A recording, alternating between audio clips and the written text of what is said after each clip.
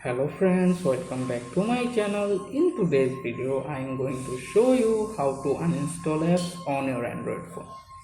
At the same process to uninstall apps on your Samsung phone, Redmi phone, Nothing phone or another phone. So let's get started. First, grab your phone, unlock it. Then open the settings app. After the settings is open, you can scroll all the way down, locate the apps option and open it up.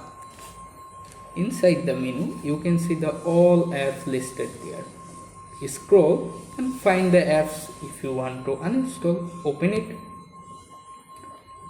You can locate at the bottom menu bar where find the various options available there. If you look for the uninstall button, tap on them and tap again. And boom, you are successfully uninstalled the app on your Android phone at the same process. Thanks for watching.